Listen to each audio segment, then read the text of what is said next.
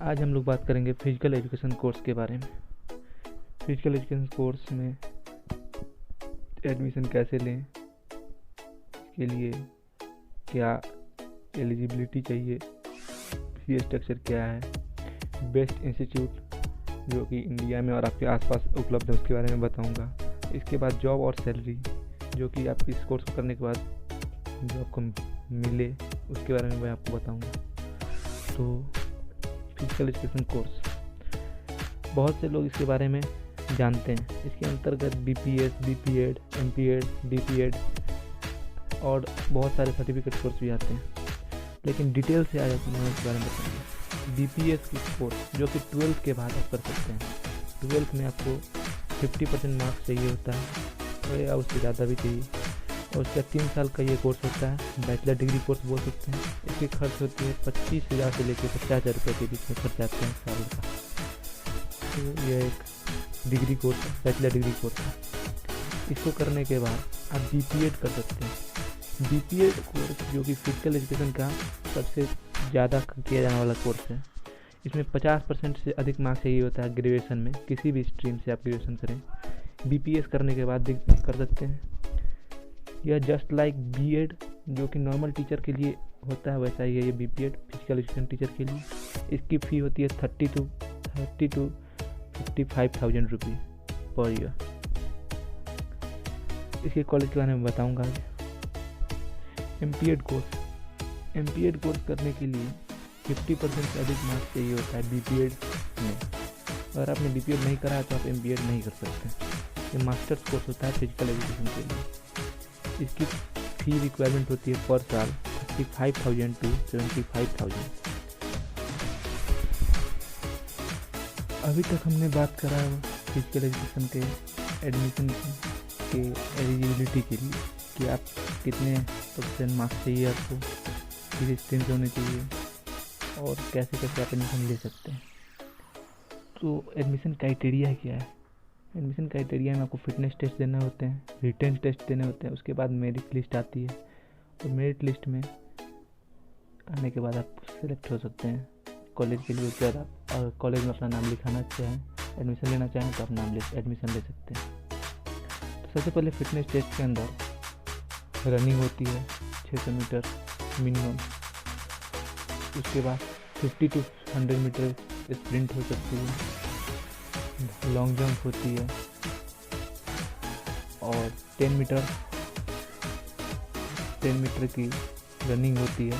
Set में 2 set या 3 set उसकी होती है। इसके बाद आप जिस फिटनेस टेस्ट में अगर आप पास होते हैं तो आपका रिटन टेस्ट लिया जाएगा। अगर आप फिटनेस टेस्ट में पास नहीं होते तो रिटन टेस्ट नहीं लिया जाएगा। तो वैसे अलग अलग कॉलेज की अलग अलग भी हो सकती है, कहीं कहीं रिटन टेस्ट पहले भी लिया जाता है। तो रिटन टेस्ट में पास होने के बाद आपको काउंसलिंग के लिए बुलाया जाएगा। जो भी स्टूडेंट होंगे उनको काउंसलिंग के लिए बुलाया जाएगा। और उसके बाद मेरिट लिस्ट आती है। 7 दिन से ट्रायल के 7 से 10 दिनों के बीच में मेरिट लिस्ट आ जाती है। अगर उसमें आपका नाम है तो आप उस कॉलेज में एडमिशन ले सकते हैं, एलिजिबल है एडमिशन लेने के लिए।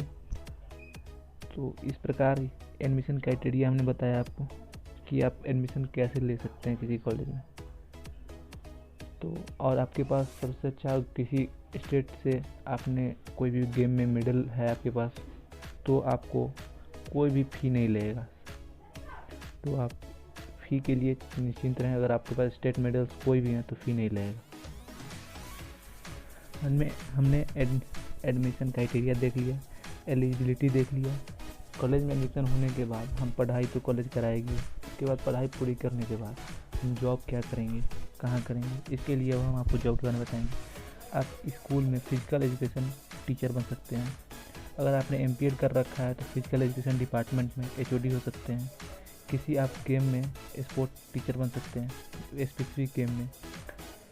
उसके बाद फिजिकल एजुकेशन इंस्ट्रक्टर बन सकते हैं, जिम ट्रेनर बन सकते हैं, फिटनेस ट्रेनर बन सकते हैं, योगा ट्रेनर बन सकते हैं। डाइटिशियन और न्यूट्रिशन का कोर्स करके आप डाइटिशियन बन सकते हैं। उसके साथ में आप जो जर्नलिस्ट कर सकते हैं, स्पोर्ट जर्नलिज्म का कोर्स कर सकते हैं, सर्टिफिकेट कोर्स, और जर्नलिज्म कर सकते हैं।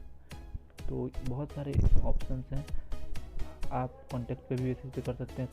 सरकार जो भी सरकारी कॉलेज हैं, सेंट्रल स्कूल्स भी हैं, और जो भी स्टेट गवर्नमेंट की कॉलेज है यूजीसी के अंदर आती है, सभी में आप कहीं जो भी जॉब निकलती है तो आप उसमें अप्लाई कर सकते हैं।